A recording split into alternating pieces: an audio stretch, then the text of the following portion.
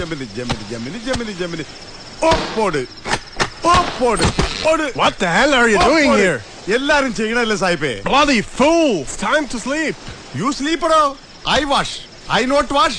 എന്റെ തുണിയൊക്കെ താൻ വാഷുവോ? Bullshit! ബുൾസൈ വേണമെങ്കിൽ പിള്ളേരോട് പറഞ്ഞാ മതി. What's it? വാട്ട് ഈസാ ഈ സമയത്താ? ഇപ്പൊ കിട്ടൂല. പൊടോ പൊടോ ഓപ്പോട്. Stop it! ദേ സായിപ്പ് എന്നോട് കളിക്കണ്ടാ. 1947 ഡിസംബർ മാസം 14 ഉച്ചരിഞ്ഞ് നിങ്ങൾ ഇവിടുന്ന് കഴുത്തെ പിടിച്ചാൽ പുറത്താക്കിയതാണ്.